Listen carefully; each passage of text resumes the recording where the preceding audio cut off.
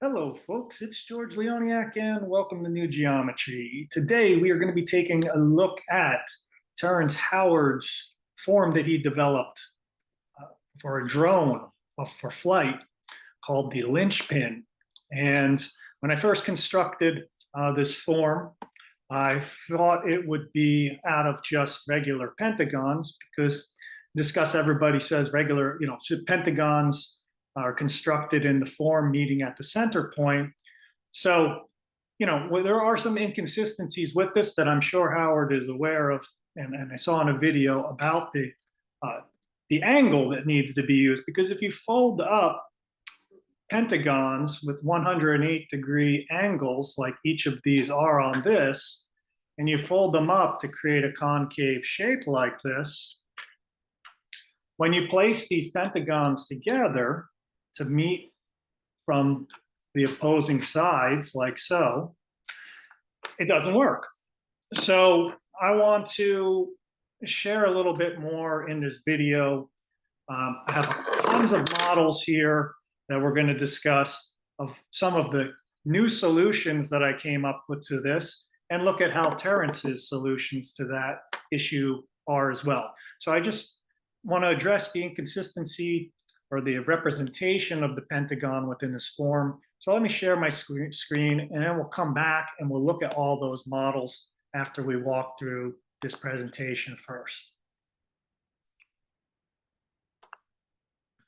All right, so this is the Lynchpin drone model, and I've been meaning to do this video ever since I became aware of this form, maybe about 2 or 3 years ago, because when I first saw pretty much the logo, I said, wow, that looks like, the golden seed of life, a template that I use, a drawing that is a dodecahedron projection of the actual regular dodecahedron. I'm going to share images of these things later on in the video. And this is the structure here, and here it is, actually all motorized with the propellers. And amazingly, this person, Kevin Plazer, Howard put out a competition and offered $25,000 for someone to be able to construct the apparatus around this structure to help it fly.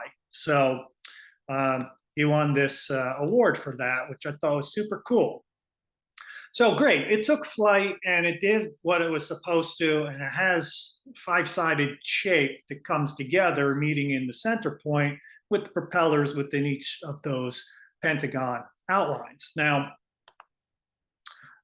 I really want to understand it from a structural geometry perspective on this, particularly how it relates to creating the orthographic, the hand-drawn techniques that maintain the proportions from multiple different perspectives. Now, there's not a lot online about that. The things that I did come across are from this drawing of Howard's here, an orthographic projection of his.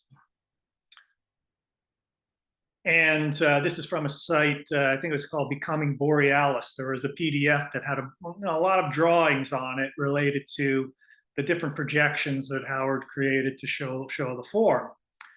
And I've been working on my own drawings and projections for a little while on this, and really kind of came to a head in the past few days around my recent discoveries around this.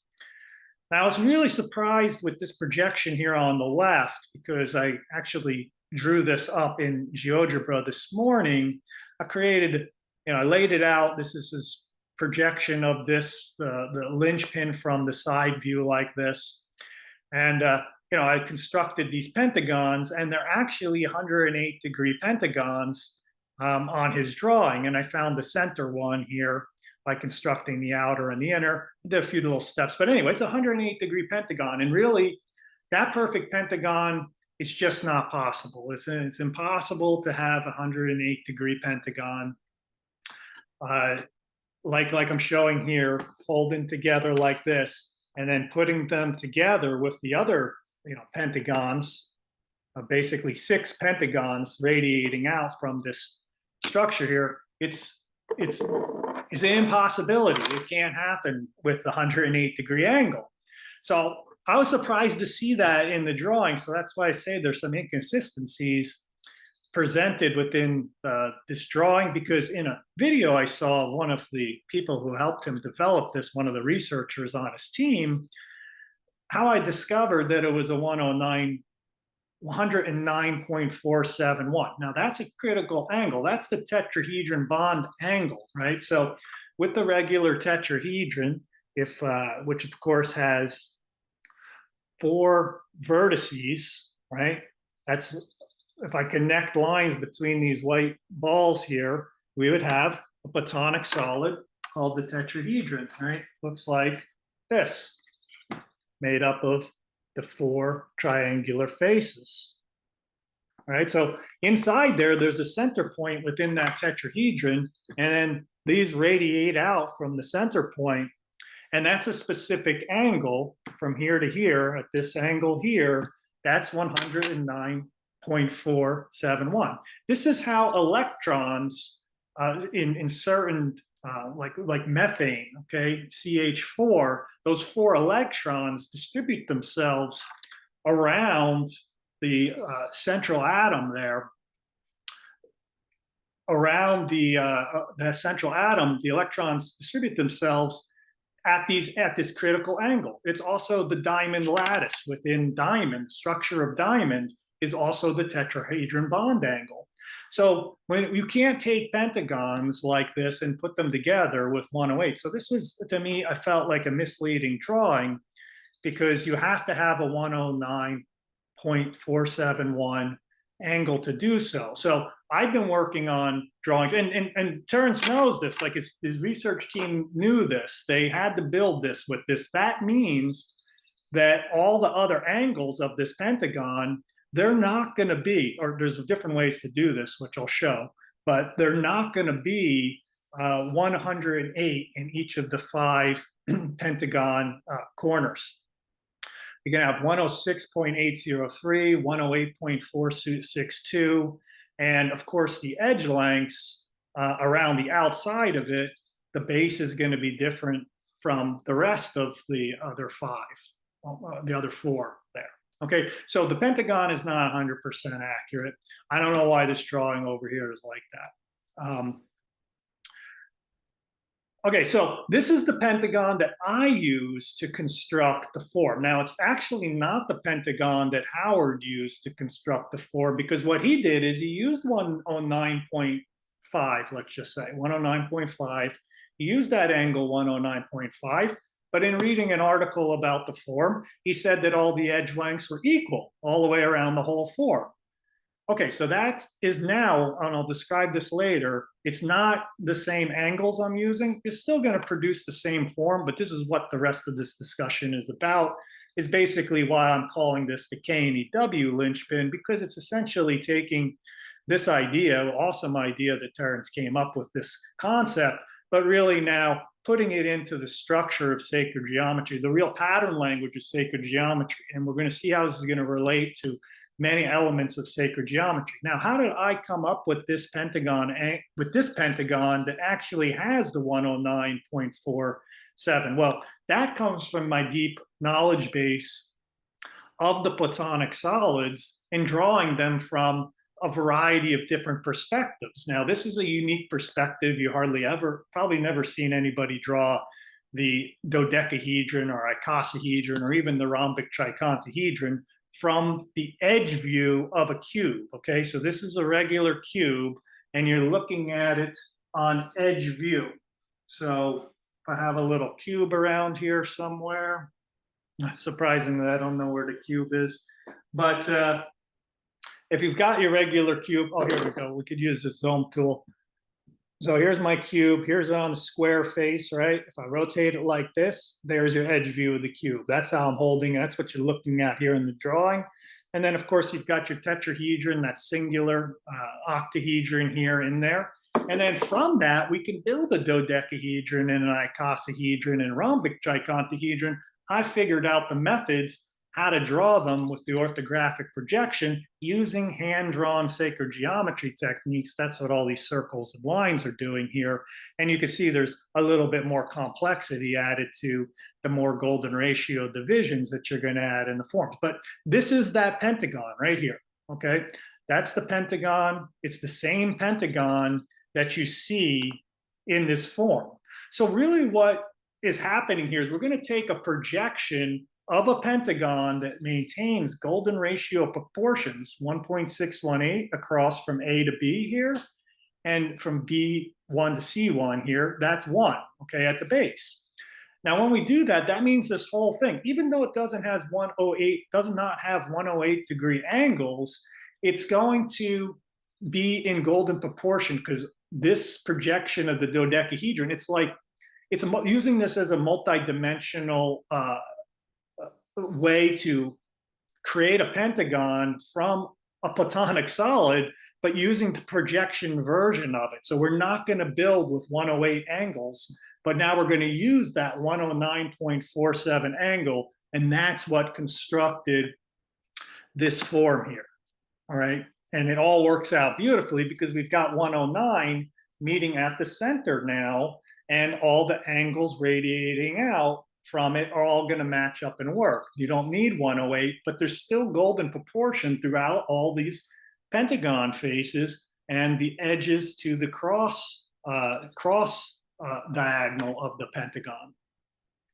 All right, so that's how that pentagon came to be, and the one that I used for it. And here's just a comparison of the regular dodecahedron without all the drawing. So here it is with the edge view. Remember, right along here is the edge view of the cube. That's a vertice, vertice, vertice, vertice. 2 vertices there. 2 more directly behind that. So there are 8 vertices. 1, 2, 3, 4, 5, 6, 7, 8. 2 on the middle spot there.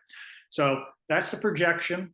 And then this is going to now be a 109.47 or 109.5, 109.5. I just want to show you that there's a different geometry in this. The blue is actually the regular dodecahedron. So that's how the dodecahedron angle as a convex form to create the dodecahedron right here. That's what happens with that as it, creates the rest of the pentagons connecting to it, compared to what happens when we invert it and have it be convex. So now those pentagon faces are going to the inside of the form and meeting at the middle. What happens is you have different angles being produced, and you're not using the 108 to do that. So we're using an irregular pentagon, yet even though it's irregular, golden proportions still maintained within it because the foundation of it is built on this projection of a dodecahedron, which needs to maintain all golden proportions to be orthographically true in our diagram there. So what I did was I went ahead and I drew the new linchpin from the 4 orthographic projections, all using the dodecahedron projection that I just talked about at length before, and that allows everything to snap into place perfectly for these 4 different projections. This is the sacred geometry of the K&W Lynchpin, which would be totally impossible to draw without the use of an AutoCAD program or some other software to use the, first of all, you can't do it with a 108, but if you did a 109.5 angle like Terrance did, and then made all these edges equal, you're not putting it into the fabric or the foundation of sacred geometry. You're using something that's a 5-sided shape, all right? And I'm gonna explain that in the next slide, but it's not gonna have a fundamental connection to so many things, as I'll explain here in a minute. Now, this may just be, kind of a moot point for a lot of people who are just like, oh, well, he made the thing fly. That was the whole point. But for me personally, when we evoke sacred geometry in our construction and design building process, and we say this structure is built on sacred principles, this is the foundation of what that means, everything I'm sharing here.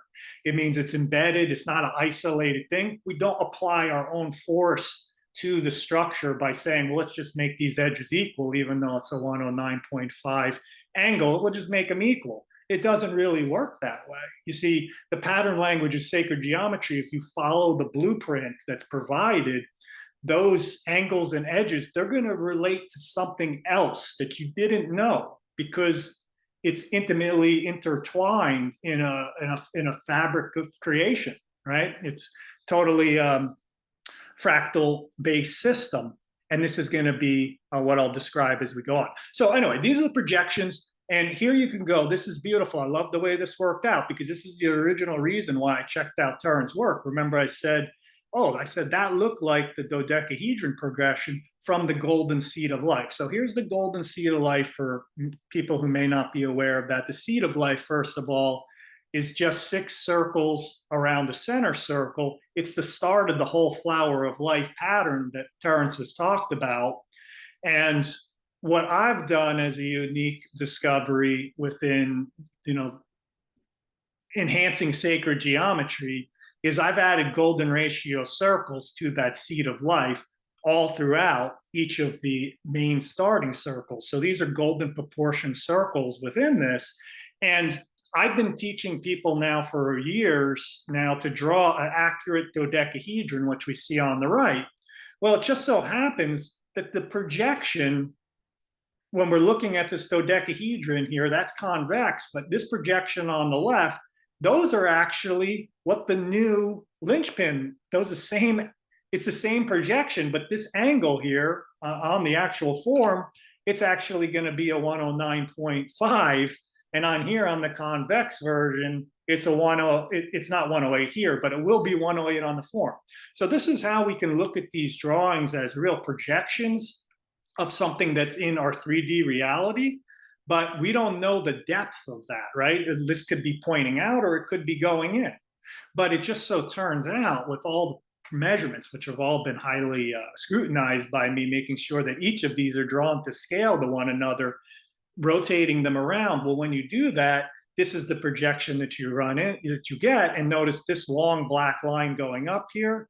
Well, that is, holding it in this view, that's the little, I guess, that's the little mohawk, right? That's the little mohawk going up to the top that the form has there. And it's right in the golden seed of life, right? Just like my first drawings of it 4 years ago, now I've really analyzed it to the nth degree. So golden seed of life is the drawing of the new Lynchpin based on Terrance Howard's idea of creating pentagon faces to integrate at the center of the form.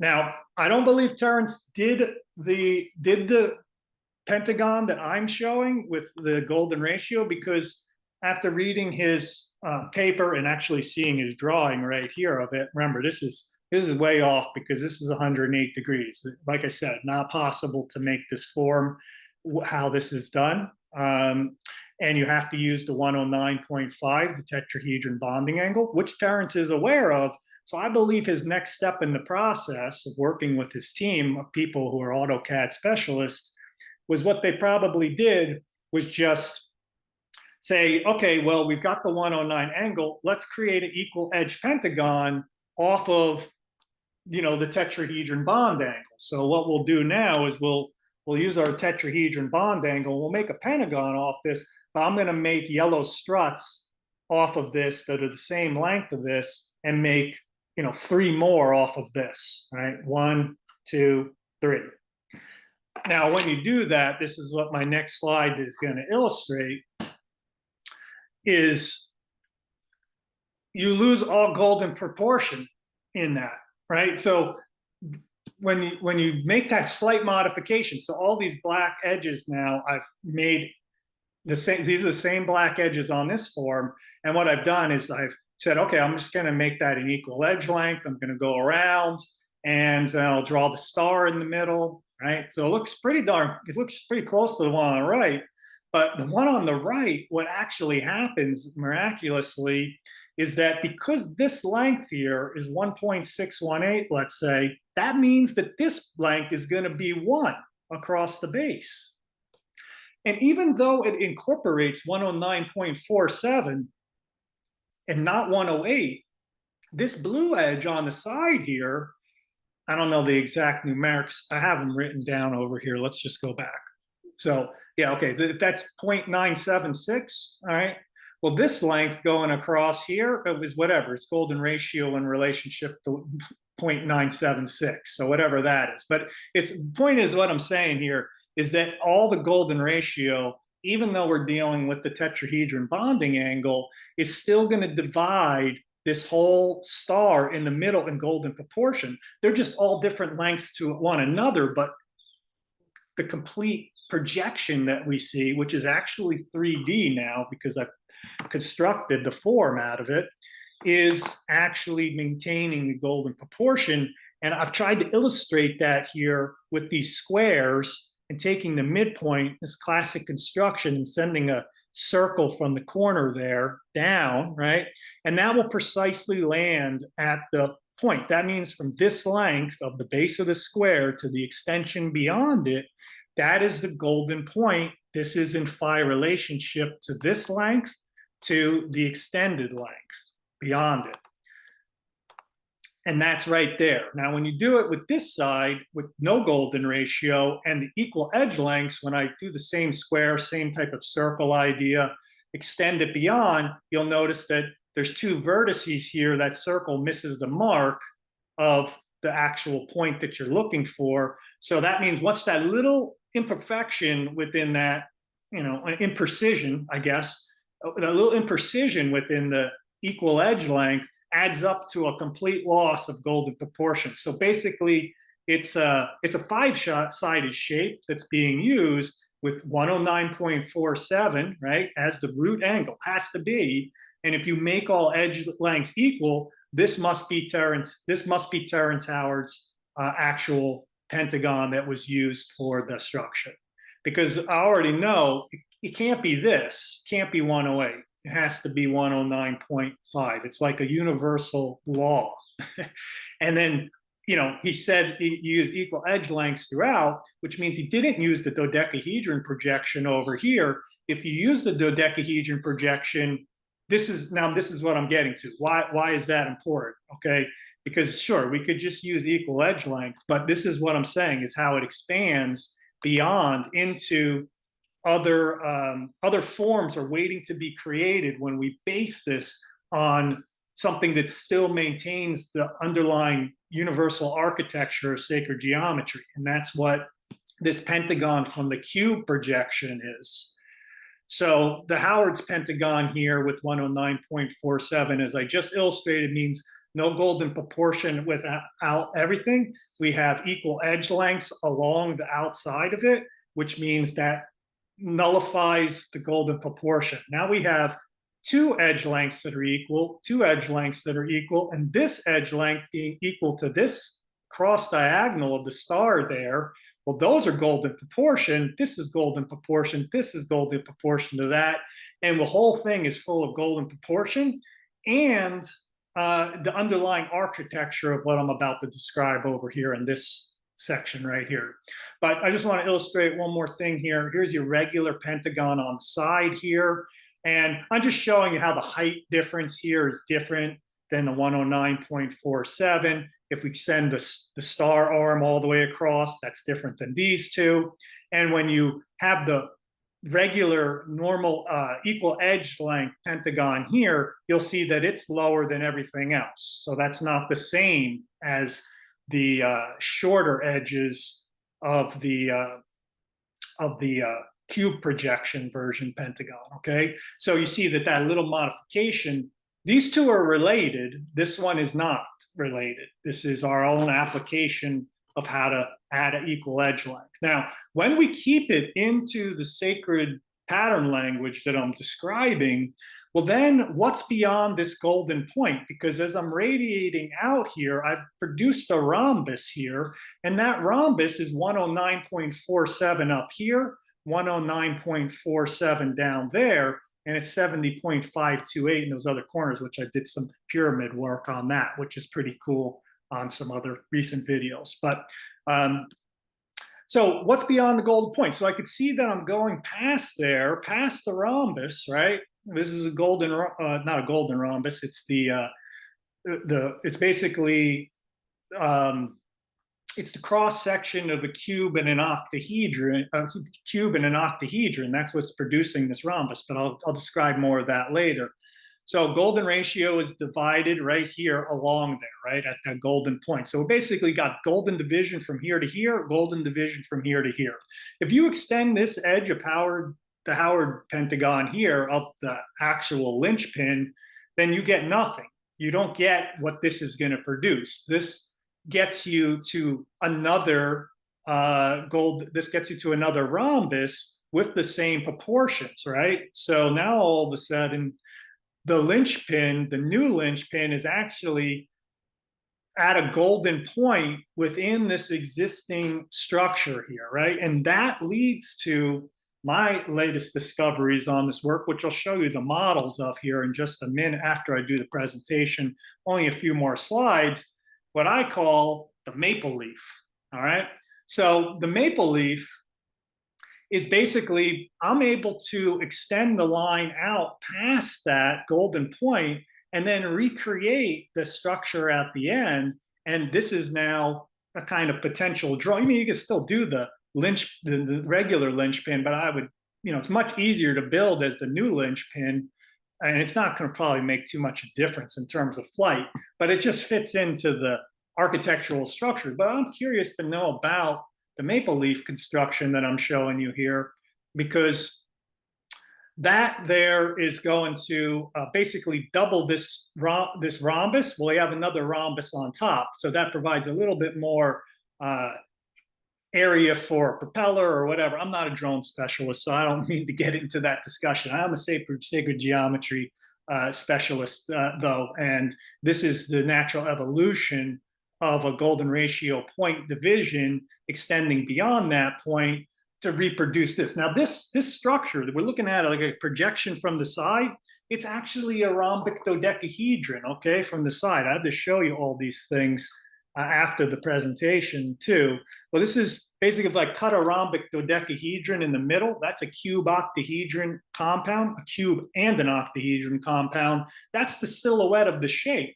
So this is now going to integrate into like tons of other structural geometry because of where this K&W Lynchpin is being divided on that axis line that it's extending out. So it's critical that that's following the tetrahedron bonding angle. So now the whole thing is going to be made out of tetrahedron bonding angle. And when you do that, the maple leaf geometry from the other orthographic perspectives is super awesome and super amazing and really easy to reproduce, at least for two of the most foundational base drawings we use as orthographic projections. The regular seed of life, this is this drawing right here.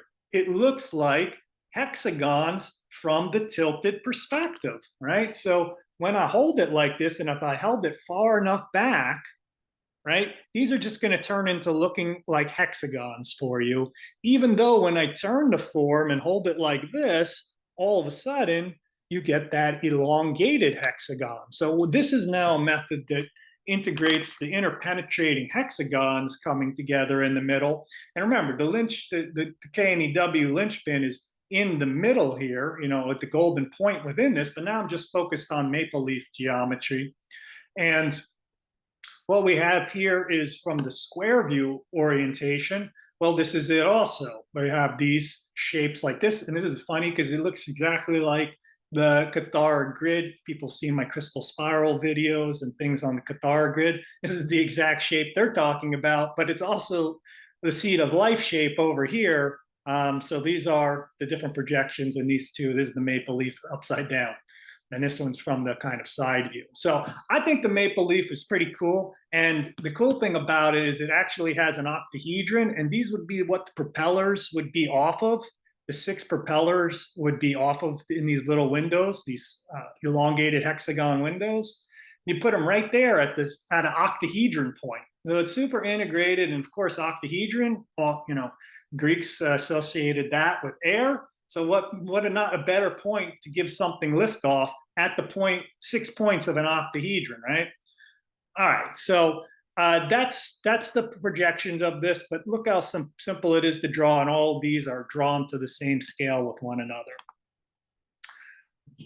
So, you know, like I'm saying, when you base it on the sacred geometry, like this new linchpin is based on, and I'm showing here a progression from the root core form of the concave form. So this is this little model here, right? This is the little model that's at the core. It looks just like a little hexagon, and you can't tell if that's a cube, if it's a rhombic dodecahedron, or if it's concave, right? So if I rotate it around, you see that it is concave, right?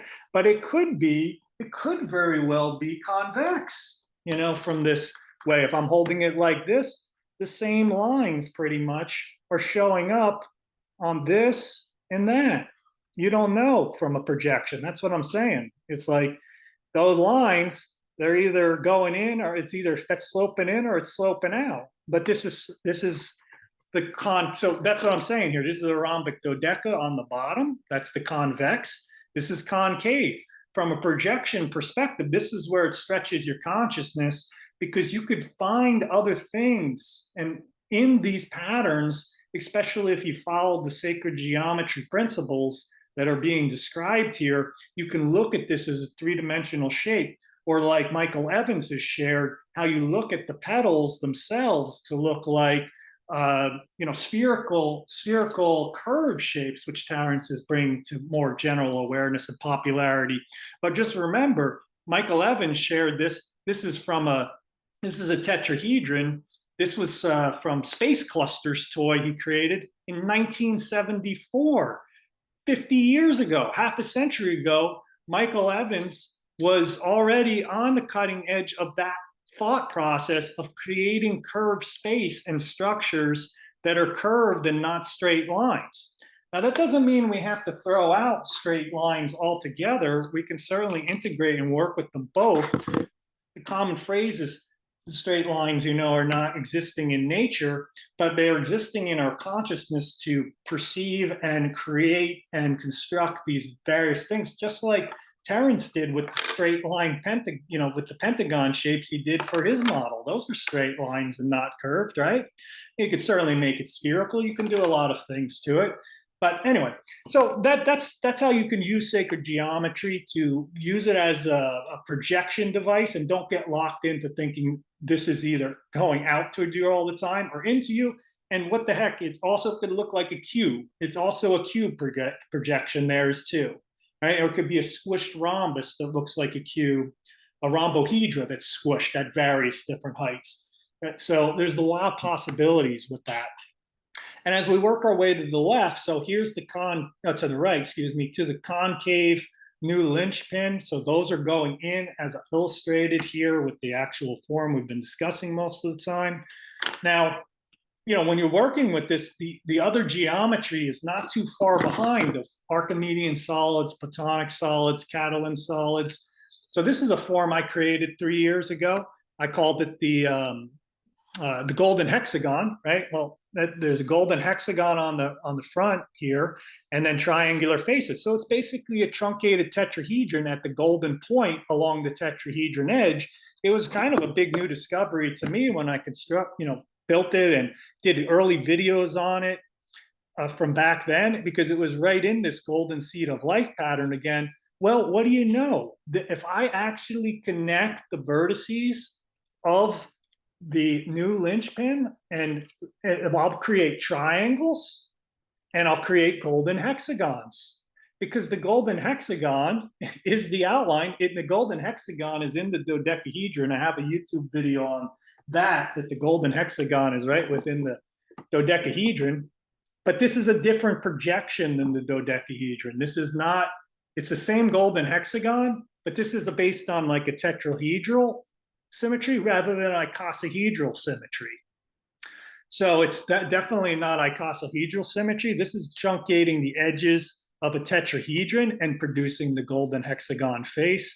And there it is in the model. So basically I connect the vertices, you get the triangle at the top and the golden hexagon.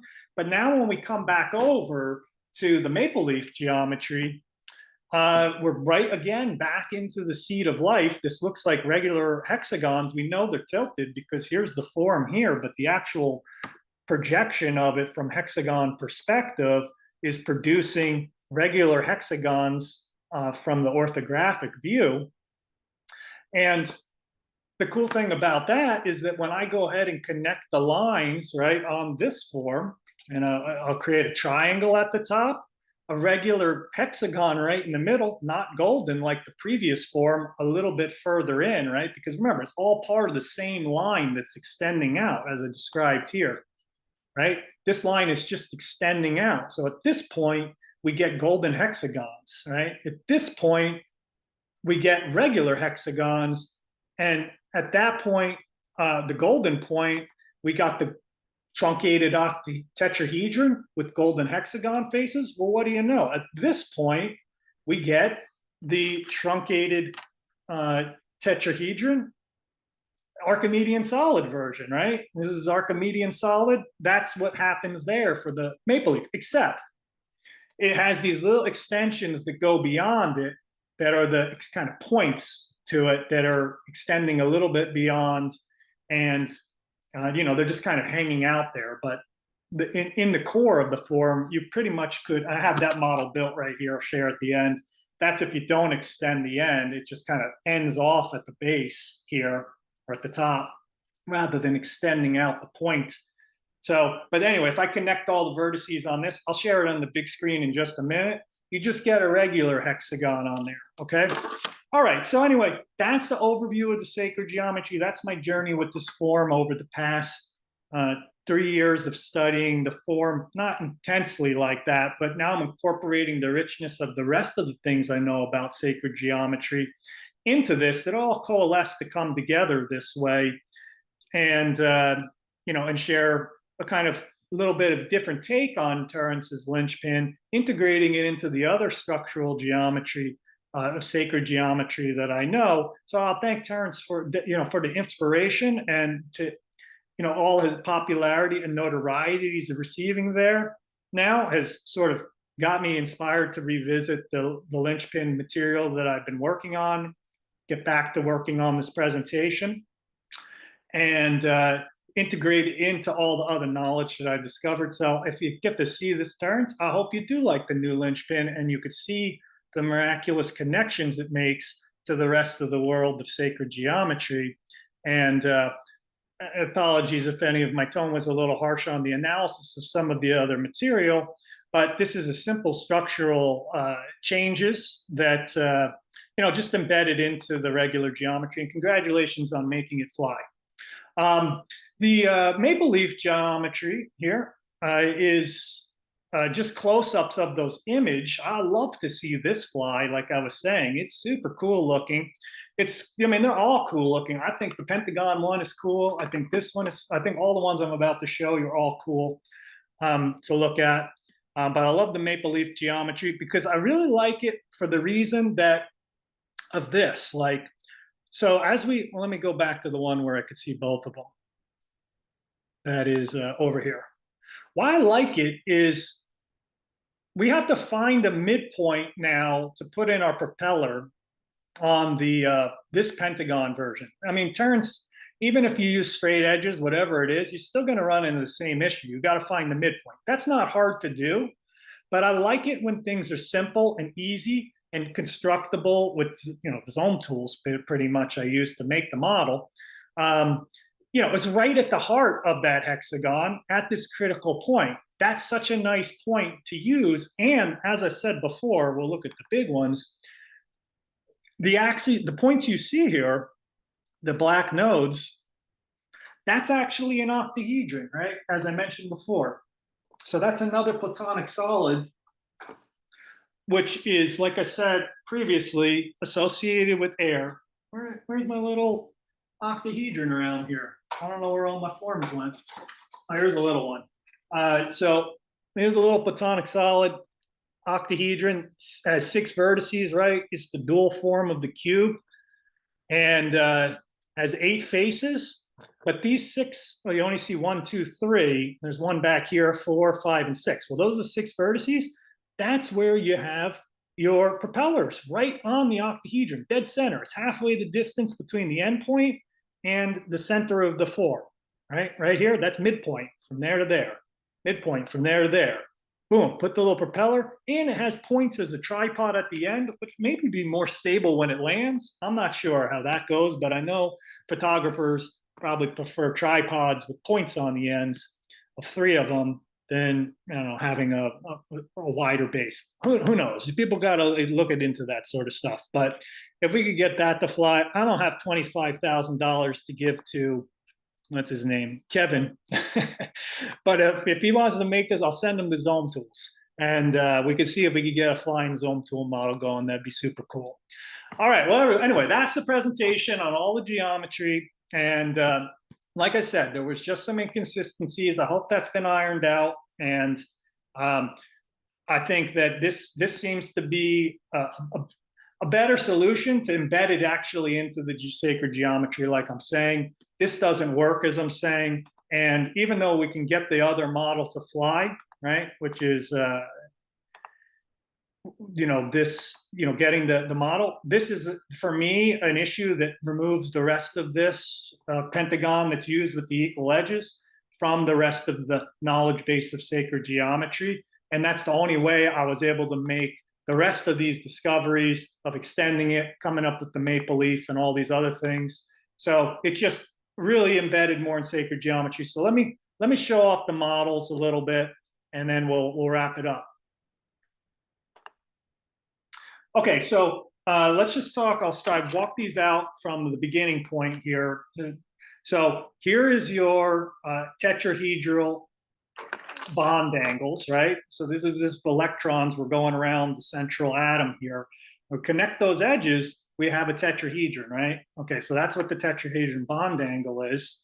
And the first step in creating these forms in the new way to do it would be go ahead and create the opposing 109.5 angle all the way around. Okay, so that's the first extension around. This is what I was referring to as the core of the form before. So like I thought, well, maybe you can make this little guy into a little drone like this, right? And actually kind of cool because these can dock together with the big daddy drone, right? So you see the way these kind of link in? You go all the way around this. Basically, you got a rhombic dodecahedron at the center if you come in and plug into all the sides like this, right? So you can link these together in this way.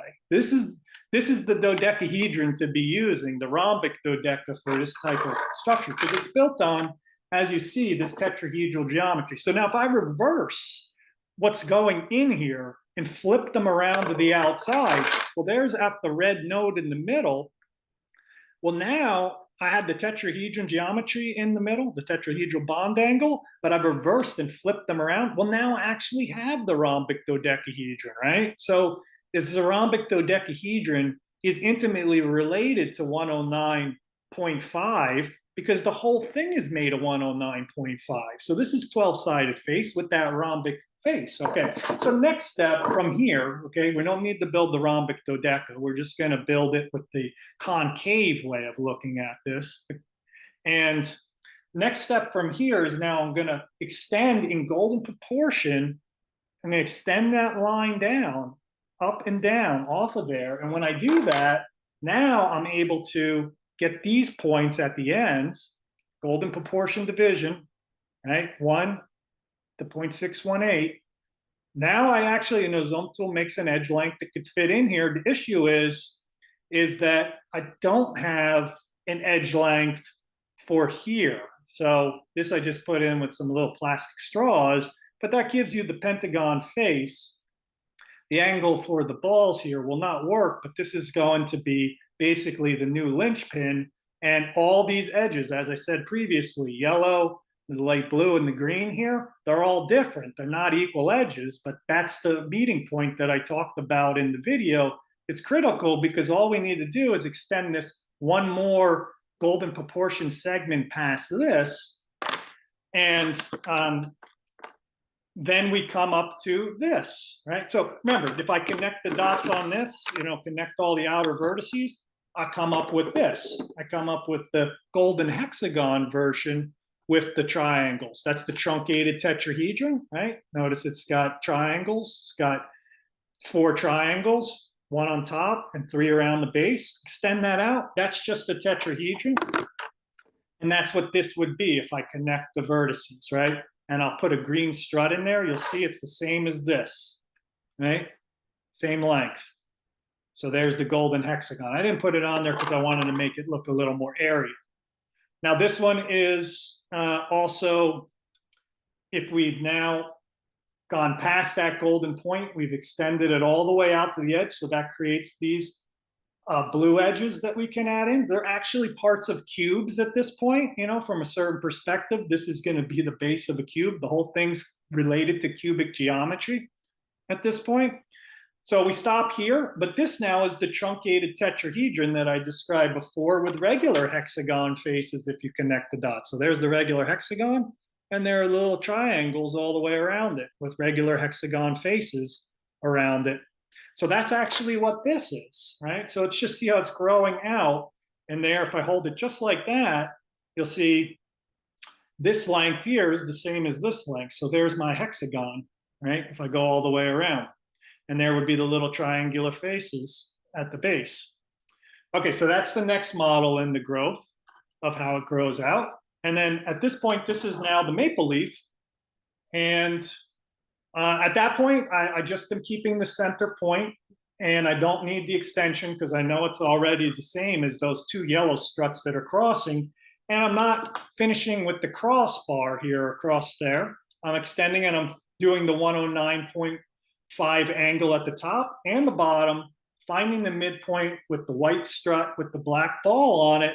And that point is the midpoint of those hexagons, and that creates the octahedron with inside the vertex. Now I could connect with struts if I wanted to make an octahedron, but like, I don't know if that's useful for flight reasons, but you know, we can draw it in, we could build it in. I mean, you could build so many things off of this little foundational core structure here, but that is, that's the maple leaf, and that's the maple leaf view of the maple leaf like that.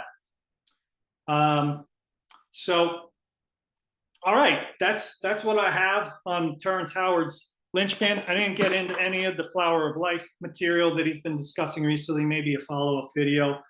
Here's actually the mega lint. Here's the mega form where I did both of them together, and now I'm able to show. I had to make it at a larger scale, but now I can show where I didn't put the plastic straws in there, but now I could show both of them integrated together, just like the model that I showed on there. And actually I have the tetrahedron, as you could see, with the teal struts in the middle. There's your tetrahedral bond angle geometry right inside it.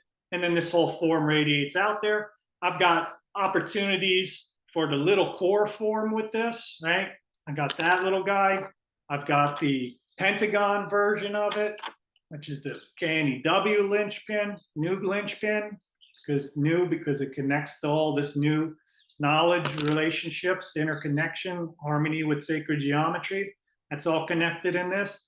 And then, of course, we also have the final form here of this, which can continue to build, and we could fill in all around this and make the whole thing turn into a rhombic dodecahedron, but you have the maple leaf. Oh, let me turn my maple leaf the other way. There you go. There's the maple leaf. All right. Well, that's my at least first video on Terrance Howard material that I'm hoping to do for a while. I hope you enjoyed it. Much love and appreciation, and thanks for watching. Oh, and one last thing. Check out the new geometry courses because I teach people how to build, draw, do all these things. My apprentices next week, we're going to draw all this stuff and do, we're going to give them some templates. We can build this stuff. We can draw it. So check out the new geometry courses site, and check out New Geometry's Facebook group to join the discussion with other new geometers. All right, now I'm off. Much love and appreciation again. See you later. Bye-bye.